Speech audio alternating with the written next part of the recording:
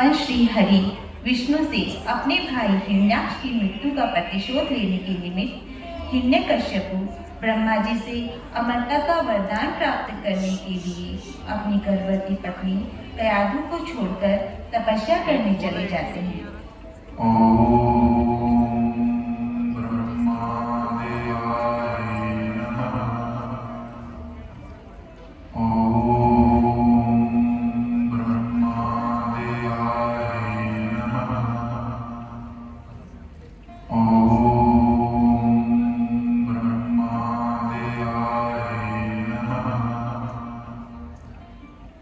इस अवसर का लाभ उठाते हुए इंद्र दैत्य लोक पर आक्रमण कर उसे छिन्न भिन्न कर देता है।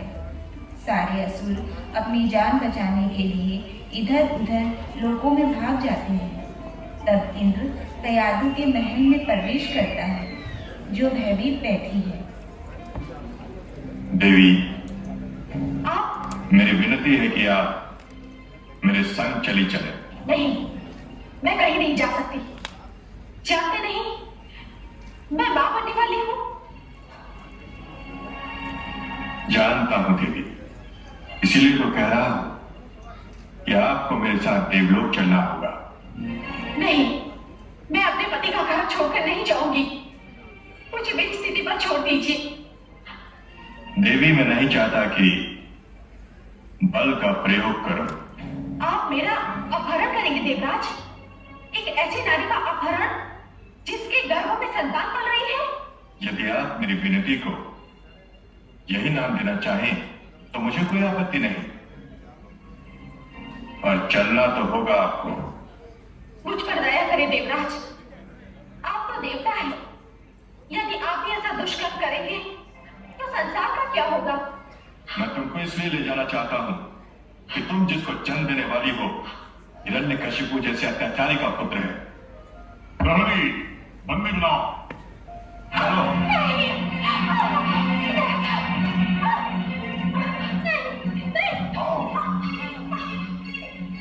तभी मार्ग में उन्हें नारद मुनि मिलते हैं। नारायण नारायण।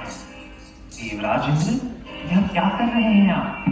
एक गर्भवती स्त्री के साथ ऐसा व्यवहार करना आपको शोभा नहीं देता। कम से कम अपने पद की गरिमा को तो बनाए रखें। आप देवताओं के राजा और कार्य असुर तुल्य। नारायण नारायण। देवर्षि, इस नारी के गर्भ में एक पुत्र पल रहा है, और इसके गर्भ में हिरण्यकशिपु जैसे अत्याचारी का पुत्र है। इसको बंदी बनाकर रखूंगा, और जब ये पुत्र को जन्म देगी तो उसका वध कर दूंगा। हे देवराज इंद्र, इस स्त्री के गर्भ में स्थित बालक निर्दोष और निष्पाप है, और यह भी तो हो सकता है कि यह शिशु दैत्य कुल का इतिहास ही बदल दे।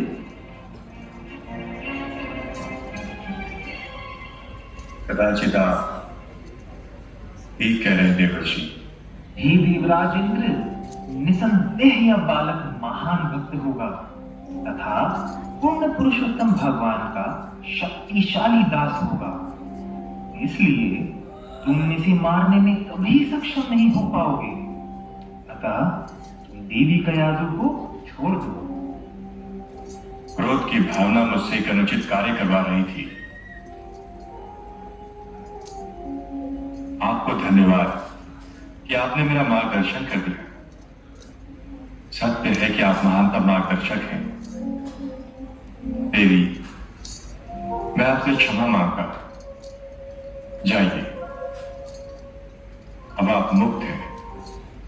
और मैं कहां जाऊं देवराज? आपने तो समस्त असुर लोक को तहस नहस कर दिया है।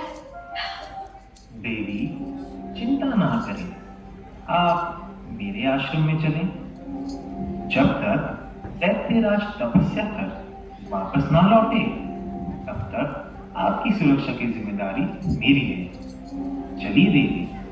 धन्यवाद देव ऋषि।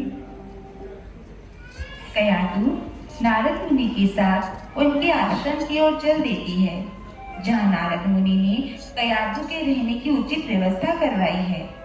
नारद मुनि के आश्रम में रहते हुए कयाधु निरंतर नारद मुनि जैसे शुद्ध भक्त के मुख से भगवान की कथाओं और उनकी लीलाओं का श्रवण करती है।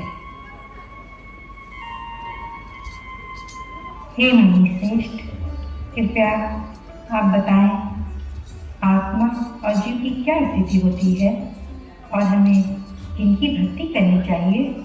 हे देवी, पूर्ण पुरुषोत्तम भगवान की भक्ति करके मनुष्य तुरंत ही अहेतु की ज्ञान तथा संसार से विरक्ति प्राप्त कर लेता है।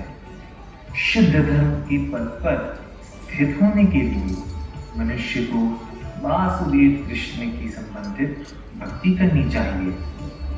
हे देवी, आत्मा सदैव शरीर से पृथक रहता है। जीव के आध्यात्मिक स्वरूप में कोई परिवर्तन नहीं होता। कोई व्यक्ति जो देहात्म बुद्धि से परे होता हो वह शुद्ध है और दिव्य ज्ञान प्राप्त कर सकता है। यह दिव्य ज्ञान भक्ति है। न जायते म्रियते वा कदाचिन्नायं भूत्वा भविता वा न भूयः अजो नित्यः शाश्वतोऽयं पुराणो न हन्यते हन्यमाने शरीरे। देवी, तुम्हारा यह पुत्र भगवान का परम भक्त होगा। यह भगवान को अति प्रिय होगा। यह भक्त शिरोमणि प्रहलाद के नाम से तीनों लोकों में विख्यात होगा। इस तरह कयाधु की गर्भावस्था का समय भगवान की महिमा के कीर्तन और श्रवण में व्यतीत हुआ। इस तरह समय बीता और कयाधु ने एक अत्यंत सुंदर बालक को जन्म दिया। उसे माता के गर्भ में ही नारद मुनि जैसे शुद्ध भक्त की संगति प्राप्त हुई, जिसके प्रभाव से वह भगवान का परम भक्त शिरोमणि प्रहलाद के नाम से विख्यात हुआ। अपने पिता हिरण्यकश्यप द्वारा कई तरीकों से प्रताड़ित होते हुए भी जो भगवान श्री हरि के कीर्तन में दृढ़ श्रद्धा और अगाध भक्ति से डगमगाए नहीं और अंततः भगवान श्री हरि हिरण्यकश्यप के वध तथा अपने प्रिय भक्त प्रहलाद की रक्षार्थ नरसिंह रूप में एक खंबे से प्रकट हो गए।